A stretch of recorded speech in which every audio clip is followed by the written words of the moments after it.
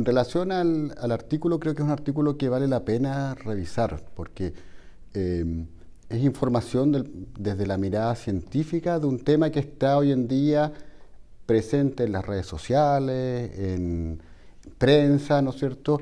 Y que pudiera ser información que no es del todo acuciosa o exacta. Eh, Creo que, como les digo, que es un papel que vale la pena revisar porque hace énfasis, primero que nada, en que existe un problema y ese problema tiene que ver con que cada vez más pacientes están consultando por este tipo de inquietudes en relación al aspecto que tienen sus genitales externos, cuál es la interferencia que podría tener eso, ¿no es cierto?, con su grado de satisfacción sexual. Y los médicos, bueno, como médicos ginecólogos generales, debiéramos ser capaces de entregar alguna información al respecto. Lo primero que debiera decir en relación a este papel es que pone énfasis en que la anatomía de los genitales externos es extremadamente variable, depende de la etnia, de la edad, del estado hormonal de la paciente, por lo tanto existe una gran variación entre persona y persona.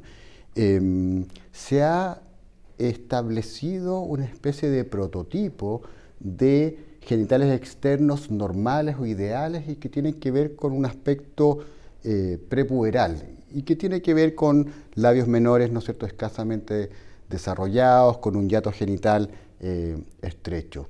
Ahora, ese es el aspecto normal que uno debiera decir que tiene cualquier mujer prepúber.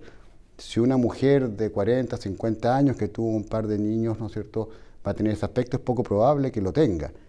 Y por lo tanto, es re importante poner énfasis en que este tipo de intervenciones que tratan de reproducir este prototipo no tienen una indicación médica, caen más bien en la esfera de cirugías cosméticas, estéticas, plásticas, ¿no es cierto? Y por lo tanto tienen una cuota de subjetividad que es bastante amplia.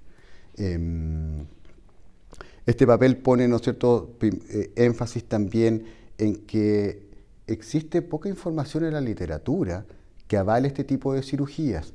La mayoría de las veces son trabajos, series de casos, ¿no es cierto?, reportes de experiencias, estudios retrospectivos.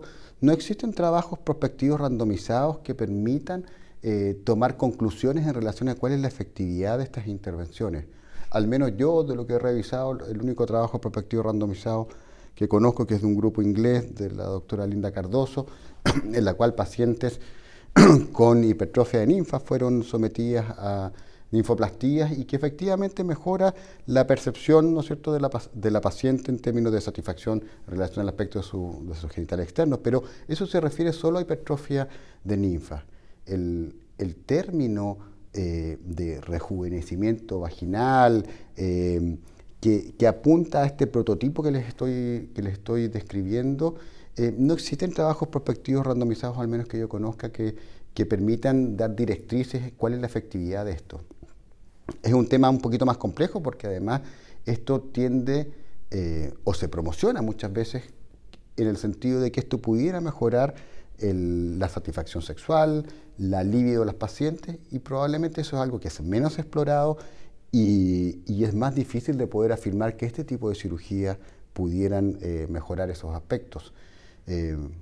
Pone énfasis en que es importante que aquellas pacientes que buscan esta ayuda eventualmente explorar algunas patologías psiquiátricas que pueden eventualmente hacerlas más proclives a este tipo de intervenciones.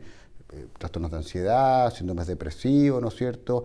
Y también algunos tipos de disforias corporales. Por lo tanto, son aspectos que también uno debiera explorar toda vez que una paciente consulta por este tipo de intervenciones. En relación a las recomendaciones que hace este artículo, creo que vale la pena rescatar que las pacientes que van a ser sometidas a este tipo de intervenciones deben estar advertidos de que estas son cirugías, como cualquier otra cirugía, que puede tener complicaciones. Sangrado, infección, adherencia, producir dispareunia, por lo tanto, quemaduras en relación a algunos tipos de devices que están disponibles para el rejuvenecimiento. Por lo tanto, las pacientes que van a ser sometidas a este tipo de intervenciones deben ser advertidas que existen complicaciones, como cualquier otra intervención quirúrgica. Em, También es importante que los médicos que realicen este tipo de intervenciones tengan entrenamiento y familiaridad con esto y que su experiencia sea transparente con las pacientes en relación a qué grado de experiencia tienen y cuáles son sus resultados en relación a este tipo de intervenciones. Lo que ya les comentaba, que las pacientes tienen que saber que efectivamente este tipo de intervenciones tienen poco aval en la literatura en términos de información de la mejor calidad para avalarlas. Me refiero a trabajos prospectivos, randomizados, como ya se los había mencionado.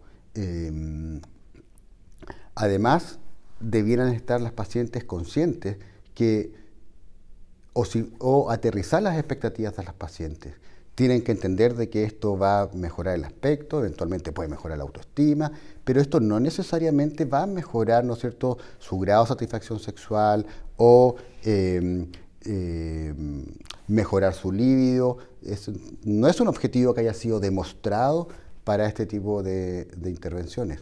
Por lo tanto, para finalizar, yo les diría que hay que ser cautos con este tipo de intervenciones porque existe mucha información en la prensa, se da por sentado que son cirugías ampliamente utilizadas y que existe mucho respaldo para su utilización, y la verdad de las cosas es que la información disponible en la literatura, como lo muestra este papel, es bastante escasa.